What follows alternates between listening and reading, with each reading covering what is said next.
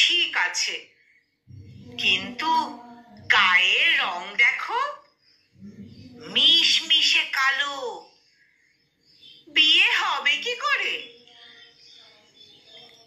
আজ পাড়াতুতো কাকিমার কথাটা মাঝপথে থামিয়ে দিয়ে মেয়ের মা বলে উঠুক না, বিয়ের কথা থাক না দিদি, বিয়ের কথা থাক না দিদি।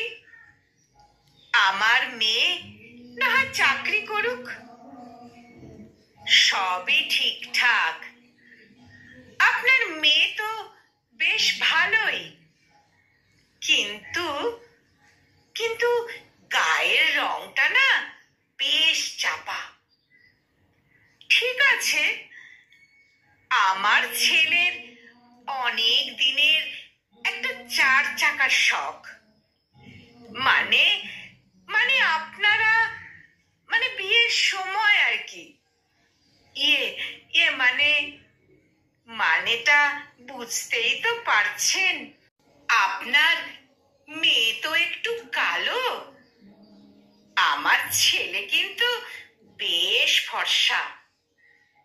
পাত্রপক্ষের সামনে বসা কালো মেয়েটির ঠাকুমা আজ না হয় হেসেই বলুক, আমার নাতনি কালো, কিন্তু মেরুদণ্ড আপনার ফর্সা ছেলের থেকে অনেক শক্ত।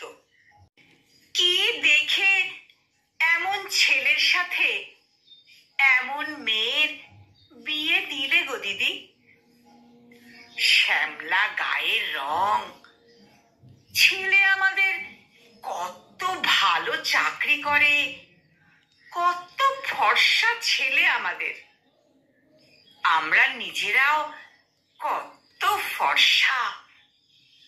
কি আক্কেল গো তোমাদের, সত্যি বাবা বলিহারি।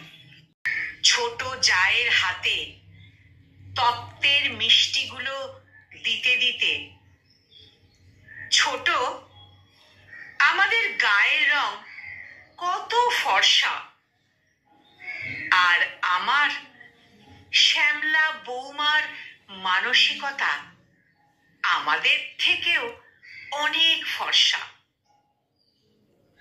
ভালোবাসিস আমায়? কেন? আমি তো কালো, তোর সাথে আমায় মানায় না রে। আজীবন আজীবন, ইস কি কালো। শুনতে থাকা মেয়েটা আজ তার প্রেমিক তাকে টেনে নেয় তার চওড়া বুকের মাঝখানে, আজ তার আলোর শহরে, ঠিক চৌরাস্তার সামনে। কালো মেয়ের প্রেমিক বলে উঠুক না, আমার আলো হয়ে থাকিস তুই। এই শোন, তোর গায়ের রংটা চাপা তো, সবুজ শাড়ি নিস না, মানাবে না তোকে। শোন আমার কথা, আজ এক আত্মীয়ের কথা শুনে হাতের শাড়িটা হাসি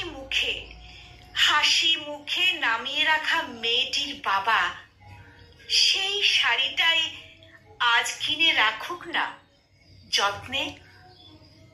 এটাই বাবার তরফ থেকে কালী পুজোর উপহার, এটাই বাবার তরফ থেকে কালী পুজোর উপহার কালো মেয়েটাকে।